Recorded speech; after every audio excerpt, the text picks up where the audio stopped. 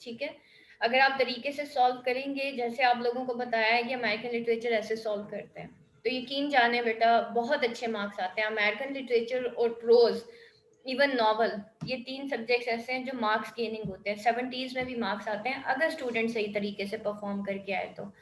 आपका black marker, आज जरा नोट करें आप लोगों ने क्या क्या चीजें लेनी है।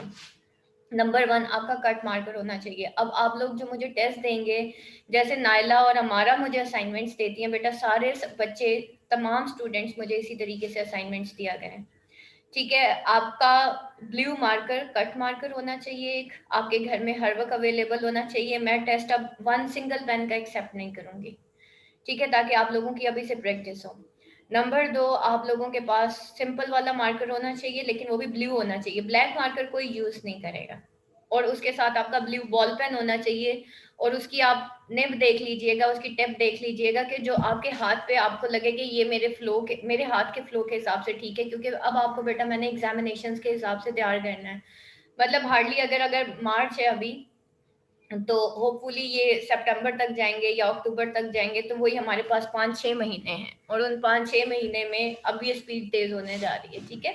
तो 5-6 महीने में बेटा आप लोगों की इतनी प्रैक्टिस होनी चाहिए कि आपका जो फ्लो है ना हाथ का, वो रवा हो जाए। बाज़ औक़ात ऐसा भी होता है, स्टूडेंट मुझे टेस्ट बहुत अच्छे देते हैं, असाइनमेंट्स बहुत अच्छे देते हैं, एग्जाम में वो इतना लंबा जाके लिखाते हैं कि उनका जो है, जो मेन चीज़ होती है कि उन्होंने विद इन द टाइम अपना जो असाइनमेंट होती है या क्वेश्चन का आंसर होता है वो कंप्लीट करना होता है, और वो कर नहीं पाते। तो बेटा फिर इस तरह की मेहनत का भी फिर कोई फ़ायदा नहीं। अब आपने खुद देखना है कि मैं कितने टाइम में क्या कर सकती हूँ। और होता ये है कि स्टूडेंट क्या करता है कि एग्जाम से एक दिन पहले जाके मार्केट से ये मार्कर्स और ये सारी चीज़ें लेके आता है, जिसकी वजह से उसके हाथ पे ये सारी चीज़ें बैठी नहीं होती। तो बेटा आपने जो अब मुझे टेस्ट देने हैं, असाइनमेंट्स देनी है, आप समझे आप एग्जामिनेशन हॉल में बैठे हुए हैं बस, और आप एग्जामिनर को ही पेपर दे रहे हैं, ठीक है। तो सिंगल पेन का मैं अब टेस्ट जो है वो एक्सेप्ट नहीं करूंगी, चाहे वो आपकी असाइनमेंट है चाहे वो आपका टेस्ट है। सब स्टूडेंट्स जो हैं कट markers, rulers, simple ball pen जो भी आपका, और बॉल पेन बेटा बहुत हल्की इंक वाला कभी भी ना लिया करें। बॉल पेन थोड़ा सा डार्क होना चाहिए। ब्लू कलर्स में बहुत सारे बॉल पेन्स आते हैं, जिसमें एक लाइट बॉल पेन होता है, light colour blue, light blue में होता है, एक डार्क में भी होता है। आपने डार्क वाला लेना है, ठीक, ताकि जो एग्जामिनर है उसके लिए चेक करना आसान हो। मैं आपको एक चीज बता दूं कि आप एमए इंग्लिश लिटरेचर में अगर आपने मार्क्स लेने हैं ना अच्छे, बिल्कुल सिंपल लैंग्वेज में लिखना है, मुश्किल लैंग्वेज आपने यूज नहीं करनी। आपके हर पैराग्राफ की जो थीम्स होती हैं वो फुली एलिबरेटेड होनी चाहिए, यानी कि एक पैराग्राफ उसकी एक ही थीम होनी चाहिए। फॉर एग्जांपल अगर वो इंट्रोडक्शन है तो सिर्फ इंट्रोडक्शन ही होना चाहिए। उसके बाद नेक्स्ट पैराग्राफ में अगर समरी है तो सिर्फ समरी होनी चाहिए। उससे अगले पैराग्राफ में अगर पोइट की बायोग्राफी है तो सिर्फ बायोग्राफी होनी चाहिए। अगर उससे नेक्स्ट पैराग्राफ में पोइट का स्टाइल है तो सिर्फ स्टाइल होना चाहिए। ये नहीं कि आप स्टाइल, बायोग्राफी और सारा कुछ एक ही जगह पे डाल के और उसका कीमा बना दें पैराग्राफ का, और समझ ना आए कि इस पैराग्राफ में ये स्टूडेंट कहना क्या चाह रहा है। उसके लिए बेस्ट यही होता है कि बेटा मेक द आउटलाइन। अभी आप जो मुझे टेस्ट देंगे आप लोग आउटलाइन बना के मुझे देंगे, ताकि एग्जाम, यकीन जाने इससे बेटा आप लोगों का बड़ा टाइम बचेगा जब आप आउटलाइन बना लेते हो कि ये क्वेश्चन है, ये इसके कीवर्ड्स हैं और इसकी ये आउटलाइंस बन रही हैं, ठीक है। जब आप आउटलाइन बना के करोगे तो आपका टाइम बच जाएगा। आउटलाइन बना लोगे आपको पता चल जाएगा कि ये मैंने 12 आउटलाइंस बनाई हैं, यानी कि 12 पैराग्राफ्स लिखने हैं।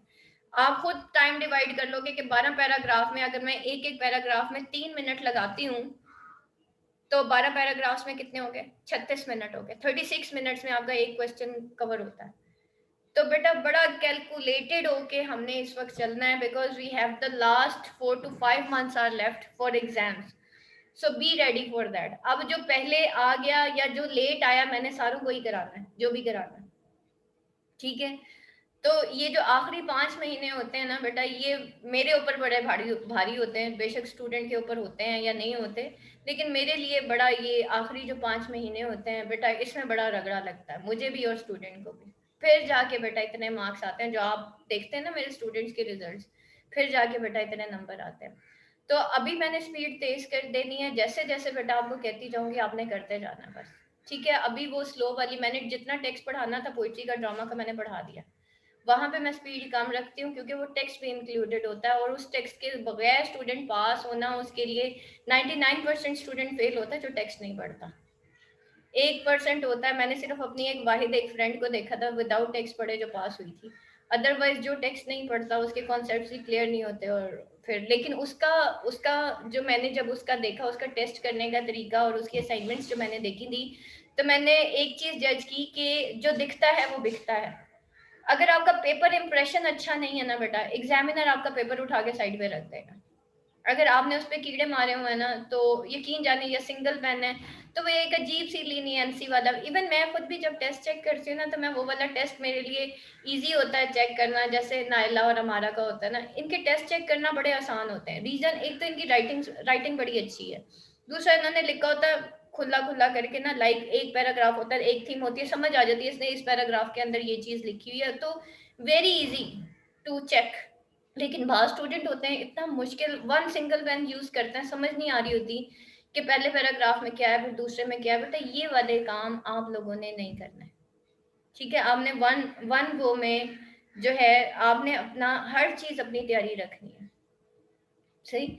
जिनके एग्जाम्स हैं इस मंथ वो भी, और जिनके 5 मंथ्स बाद एग्जाम्स हैं वो भी, आप लोगों ने सारों ने अपनी इस हिसाब से पक्की वाली तैयारी रखनी है कि मेरे हाथ में एक फ्लो होना चाहिए with the marker, with the blue marker and the cut marker और बॉल पेन और रूलर।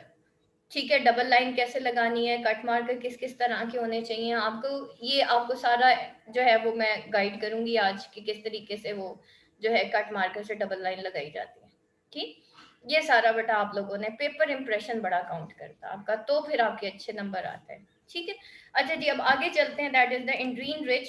सबसे पहले बेटा मैंने आपको बताया था, जब अमेरिकन लिटरेचर का पेपर आता है, या तो कोई एक पोइट स्किप कर देते हैं ये लोग, ठीक है, या फिर नीचे से जो आप देखते होंगे अमेरिकन लिटरेचर की टोटल 8 बुक्स हैं, 8 में से आपको 6 करवाई जाती हैं, 2 छुड़वा देती हूँ मैं, ठीक है, 2 मैं छुड़वाती हूँ। तो अब यहाँ पे देखें ये लोग क्या करते हैं कि कोई एक जो पोइट होता है ना वो स्किप होता है हर साल।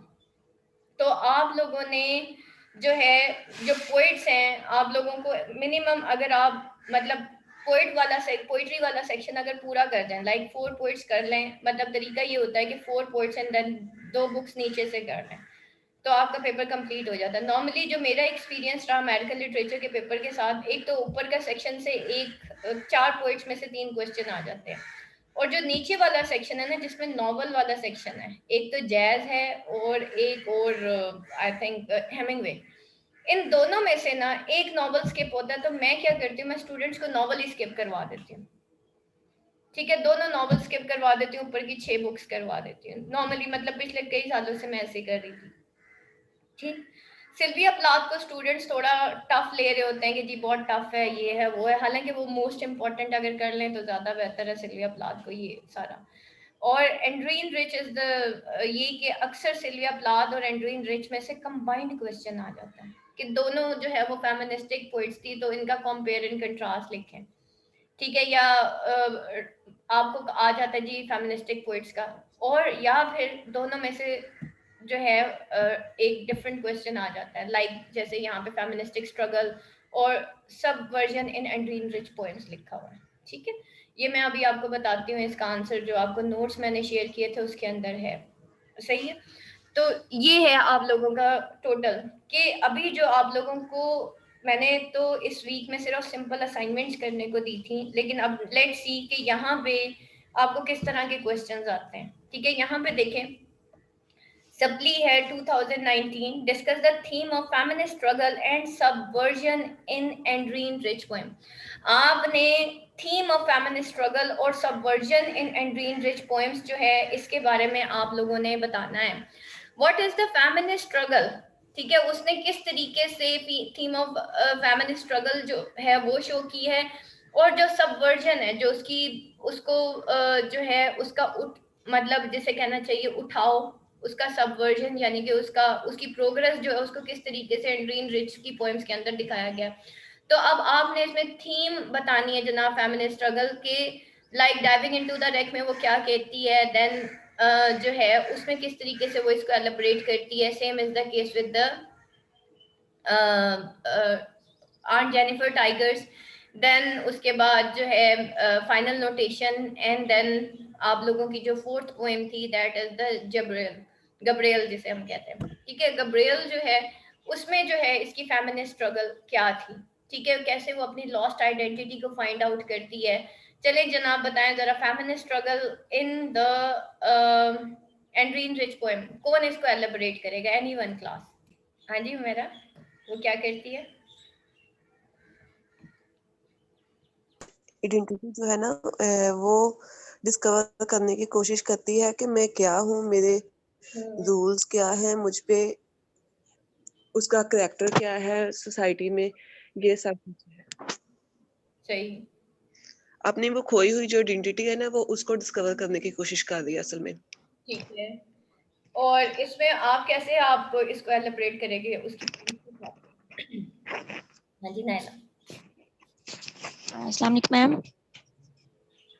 वालेकुम अस्सलाम। मैम वुमेन राइट्स पे उसने काम किया बहुत ज्यादा अपनी पोएट्री में। तो इसके हिसाब से आप कैसे उसकी फेमिनिस्ट स्ट्रगल को शो करेंगे?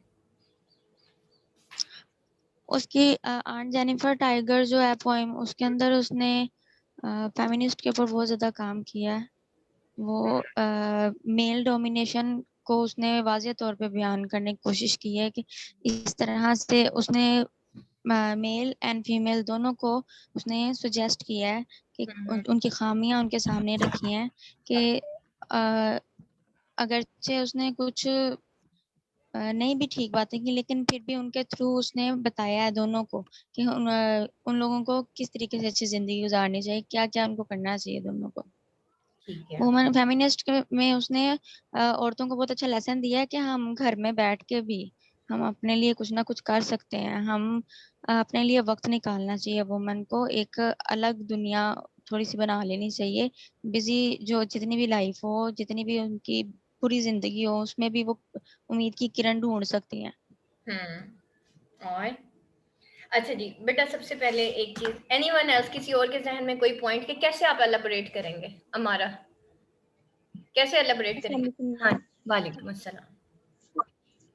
हाँ जी मैं, मेरे माइंड में ये है कि सबसे हम उसकी फेमिनिस्ट, जैसे हमने रेडिकल फेमिनिस्ट का क्वेश्चन पढ़ा था, हम उसको बताएंगे कि वो उस वक्त की लीडिंग फेमिनिस्ट थी अमेरिका की, थोड़ा इंट्रोडक्शन। उसके बाद जो इसकी 4 हमने पॉइंट्स पढ़े हैं, 1 बाय 1 पॉइंट के अंदर डाइविंग इनटू द रैक से कोई कोट देंगे और उसकी थीम एलाबोरेट करेंगे कि डाइविंग इनटू द रैक के अंदर उसने किस तरह फेमिनिस्ट स्ट्रगल को जो है वो अप्रोच किया। उसके बाद जबरील से देंगे, उसके बाद फाइनल नोटेशन से, और आंट जेनिफर टाइगर से लास्ट पे उनका उसका कंक्लूजन करेंगे। सही। चलिए अब मैं बताती हूँ आपका फेमिनिस्ट स्ट्रगल को आप कैसे वो करेंगे।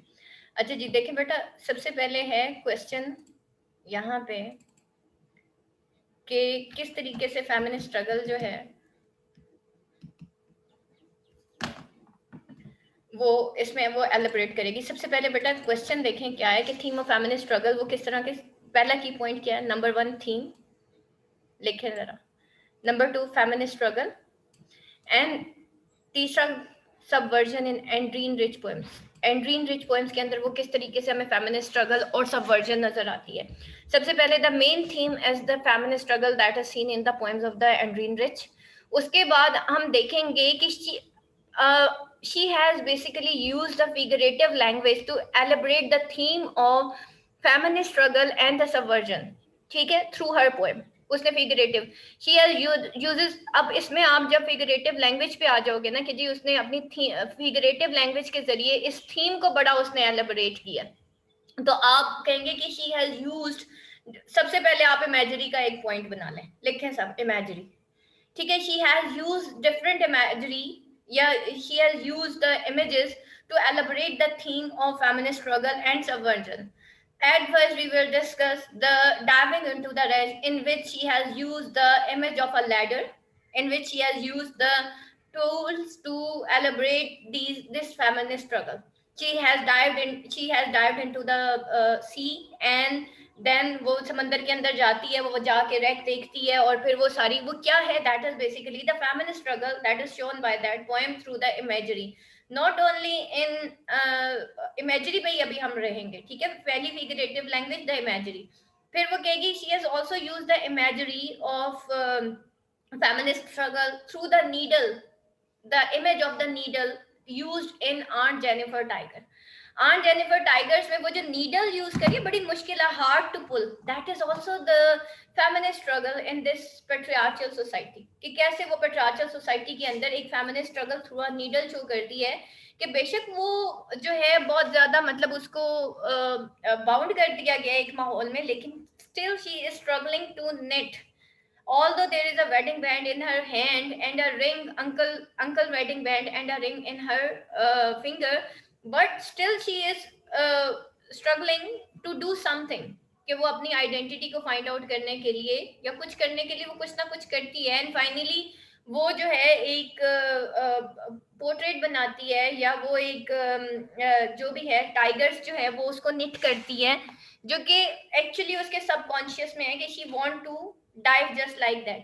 ठीक है, तो ये बेटा आ गया आपका इमेजरी का कि किस तरीके से. फिर same is the case with, हमने क्या पढ़ा था, फाइनल नोटेशन मीन के फाइनल मैसेज. ठीक है, at the end she has, मतलब फाइनल नोटेशन के अंदर उसको फाइनल मैसेज क्या मिलता है कि भाई उसको अब मजीद इस पेट्रियार्चल सोसाइटी की धोखेबाजी में नहीं रहना, बल्कि उसको अपनी एक आइडेंटिटी फाइंड आउट करनी है. And same is the case with the Gabriel. Gabriel के अंदर क्या है कि, और स्पेशली वो जो कहती है ना डाइविंग इनटू द रैक में, आई am he, I am she, I am the mermaid and I am the man made ना, मरमेड होता है और एक और पता नहीं क्या वर्ड वहां पे लिखा हुआ था. तो through that images she has explored her own identity and she is representing, these images are representing the feminist struggle and subversion in Henry Enrich poem. ठीक है, और भी आपकी बुक के अंदर डिफरेंट इमेजेस इसी तरीके से यूज किए गए हैं. नेक्स्ट, आयरॉनिकली किस तरीके से, मरमैन. ओके, ठीक है, मरमैन और मरमेड की वो बात करती है. ठीक है, उसके बाद जो है इमेजरी होगी. इमेजरी के बाद वो मेटाफर्स यूज करती है. उसने जो है metaphor of a wreck use किया to show the position and the जिसे कहना चाहिए उसकी जो सिचुएशन है या औरत का जो उस वक्त का डिलेमा है, उसने उसको एक मेटाफोरिकली एक रेक के साथ कंपेयर एंड कंट्रास्ट किया. किस तरीके से वो मेटाफर्स यूज करती है to show the actual and real portrait of a women. ठीक है, तो उसने बताया कि औरत तो भाई एक रैक है, वो तो अपनी आइडेंटिटी लॉस कर गई है, लेकिन वो जो रैक सूरज की तरफ देख रहा होता है, there is also the hope, there is also something inside a woman, that is the hope, that is the struggle hidden inside her. That's why she is watching towards the sun. इसी वजह से वो सन की तरफ देख रही थी, और वो जो है जिसे कहना चाहिए कि देन वो कहती है कि भाई I am he, I am the she. ठीक है, I am the mermaid, I am the merman. ठीक है, ये जो उसने मेटाफर यूज किया comparing herself with the mermaid as well as a merman, that is a metaphor. उसने ये बताया कि औरत जितनी नाजुक है उतनी ही उसके अंदर जो है स्ट्रगलिंग पार्ट भी है, उतनी ही वो मोटिवेशनल भी है, उतनी वो आगे भी जा सकती है. तो that is also a feminist struggle and submission, subversion in and. फिर आयरॉनिकली उसने किस तरीके से पोर्ट्रे किया, उसने आयरॉनिकली शो किया कि भाई औरत देखने में बेशक जो है वो मरमेड की तरह है, but inside she is the merman. अंदर से वो बड़ी मजबूत है. तो that is the ironical situation.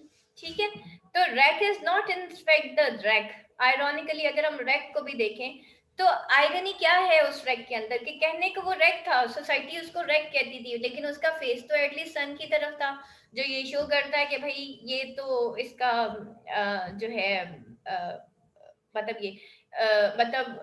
ये ये तो सोसाइटी बेशक उसको जैसे भी देखती है, लेकिन उसके अंदर बहुत ज्यादा पार्ट्स हैं और आज भी हैं और हमेशा रहेगी. बेशक सोसाइटी ने उसको जो है सोसाइटी के सॉल्ट्स ने, जैसे हम देखते हैं ना, वो कहती है कि भाई इस सोसाइटी के सॉल्ट ने और इस पानी ने, इस ब्लू ग्रीन और ब्लैक पानी ने, ये सारी इमेजरीज हैं जो एक सोसाइटी की जो यूज करती है कि भाई उसने औरत को एंट्रैप कर लिया. लेकिन स्टिल वो जो स्ट्रगलिंग वीमेन है वो कहाँ से शो हो रही है, वो उन्हीं इमेजेस से शो हो रही है जो कि वो वहां पे जाती है. जेनिफर टाइगर में देख लें, दे आर प्रेंसिंग. ठीक है, तो अब वो क्या करती है, शी इज मेटाफोरिकली, वो जो टाइगर्स होते हैं वो प्रेंस कर रहे हैं मेटाफोरिकली, वो कंपेयर कर रही है अपनी स्ट्रगल को, कि वो चाहती है कि वो इस तरह से जिए जैसे कि टाइगर्स जीते हैं, ठीक है। तो मेटाफर्स, फिर उसके बाद आयरनी, देन द सिमिलीज, और इसके अंदर क्या है, compare and contrast. She has used many compare and contrast to show the feminist struggle and subversion in Andreen Rich poem, in her poems, ठीक है। तो अब वो हम देखेंगे क्या क्या वो कंपेयर एंड कंट्रास्ट करती है। सबसे पहले mermaid and merman, Aunt Jennifer is everything which the tigers are not. She is comparing the male and female. She is comparing the patriarchal society versus the female struggle, ठीक है। तो these are the compare and contrast जिसके जरिए वो female struggle को वो show करती है। There are different images she has used, और जक्स्टापोज कहते हैं दो चीजों को एक लाइन में रख देना, जैसे कहते हैं ना she is the merman and she is the mermaid, ठीक है। I am he, I am she, तो ये जक्स्टापोजिशन, दो ऑपोजिट वर्ड एक लाइन के अंदर रख देना, उसको जक्स्टापोजिशन कहते हैं, ठीक है। जक्स्टापोज करना, कंपेयर एंड कंट्रास्ट के बाद आप एक नेक्स्ट पैराग्राफ बना सकते हैं कि उसने जक्स्टापोजिशन भी यूज किया है, ठीक है। तो जब भी पोएट ने कोई भी चीज, कोई भी थीम हाईलाइट करनी होती है, कहाँ से हाईलाइट करता है, हमेशा फिगरेटिव लैंग्वेज के थ्रू हाईलाइट होती है, ठीक है। अब यहाँ पे देखें, मैं आपको इस क्वेश्चन का आंसर बताने लगी हूँ। देखें जनाब, ये आप लोगों को अभी मैं PDF शो कर रही हूँ। तो ये बेटा आप लोगों ने जो है ख्याल करना है कि ये जो पेपर्स होते हैं आप लोगों के, ये रिपीट हो जाते हैं, ठीक है। जो सप्ली का पेपर होता है वो अक्सर एनुअल में आता है। तो ये 2019 सप्ली का पेपर है ना, तो नेक्स्ट ईयर वो एनुअल में आ जाता है, या एनुअल का पेपर फिर दोबारा सप्ली में आ जाता है, ठीक है। तो ये जो आगे पीछे के पेपर्स होते हैं, इसी वजह से आपको बार बार सॉल्व करवाए जाते हैं, टेस्ट में दिए जाते हैं कि इनके चांसेस होते हैं बार बार आने के। तो diving into the wreck by Adrienne about female consciousness and identity, female consciousness और आइडेंटिटी। देखें यहाँ पे भी वो कहता है कि diving into the wreck is a poem about women quest for subjectivity and identity. Female consciousness क्या है, जो हमारे कॉन्शियस में है, हम अपनी कॉन्शियसनेस और हमारी आइडेंटिटी क्या है, ठीक है। Number 2, women quest for subjectivity. Subjectivity कहते हैं अपने आप को, ठीक है, आपकी पर्सनल लाइफ, आपके पर्सनल व्यूज, आपकी personal thinking, that is the subjectivity. Identity भी आपकी अपनी सेल्फ होती है, ठीक है। तो सब्जेक्टिविटी क्वेस्ट फॉर सेल्फ को कहते हैं, और आइडेंटिटी, हमारी आइडेंटिटी क्या है। तो ये आपने उसकी पोएम्स के बारे के हिसाब से बताना है। जो उन्हीं नोट्स में नेक्स्ट क्वेश्चन है, that is according to these. लेकिन इसके अंदर क्या है, देखें बेटा, जो आपका कीवर्ड होता है ना, नकल के लिए भी अक्ल की जरूरत होती है। जो आपका कीवर्ड होता है ना, just like female consciousness and identity, इस कीवर्ड को आपने 2-3 पैराग्राफ के अंदर ना हाईलाइट करके, अंडरलाइन करके लिख देना। उससे एग्जामिनर को पता चल जाता है कि ये जो स्टूडेंट है ना, ये लकीर का फकीर नहीं है, इसको पता है कि ये क्वेश्चन सॉल्व कैसे करना। Number first, diving into the wreck, पहला की पॉइंट आपका। नंबर 2, एंड्रीन रिच, ठीक है। एंड्रीन रिच कौन थी, क्या, किस तरीके से उसकी लाइफ गुजरी। नंबर 4, उसकी फीमेल कॉन्शियसनेस और उसकी आइडेंटिटी, ठीक है। ये आपके टोटल जो है 3 कीवर्ड्स हैं जिसके इर्द गिर्द पूरा आंसर घूमेगा। तो आपने जब आंसर प्रिपेयर करना है ना, या आप जब लिखेंगे, अब देखें पॉइंट्स तो आपको इन नोट से मिल जाएंगे, लेकिन उसको अकॉर्डिंग टू दीज कीवर्ड्स अब आपने उसको मोल्ड करना है, ठीक है। कि आपने जो भी इमेज, जो भी फिगरेटिव लैंग्वेज, या जो भी उसका जो एंड करना है ना, वो फीमेल कॉन्शियसनेस और आइडेंटिटी पे कर देना, ठीक है। कि ये कीवर्ड्स जो है वो बार बार यूज होने चाहिए। उसके बाद diving into the wreck is a poem about women quest for subjectivity and, वो कहती है कि डाइविंग इनटू द रेक जो है वो एक पोएम है, वो वीमेन क्वेस्ट फॉर सब्जेक्टिविटी और आइडेंटिटी, यानी कि औरत जो उसकी जो क्वेस्ट है किसकी, उसके सेल्फ के लिए और उसकी आइडेंटिटी। सेम अभी मैं आपको वो दिखाती हूँ जो क्वेश्चन मैं आपको पढ़ाने लगी थी। अभी नोट्स की तरफ आ जाए, यहाँ पे देखें बेटा, इन नोट्स के अंदर दो और क्वेश्चंस हैं। Diving into the Wreck is an epic of modern times in which Rich has explored new meanings of relationship discussed, और Diving into the Wreck is a real representation of the Rich poem, ठीक है। ये यहाँ पे बेटा ये सारा लिखा हुआ है, उसकी सारी जो उसकी एक एक्सप्लोरेशन थी उसका सारा, एक तो एज एन एपिक भी लिखा हुआ है इसके अंदर। नेक्स्ट क्वेश्चन मैं आपको दिखा देती हूँ, ये आंट जेनिफर टाइगर का भी आ रहा है, ठीक है। और एक और भी इसके अंदर जो है सॉल्व है आंसर नीचे करके, आई थिंक ये लास्ट है, लेकिन वो क्वेश्चन आपके दोनों क्वेश्चंस को कैरी कर लेगा। अच्छा, उसके बाद जो है नेक्स्ट क्वेश्चन देखें,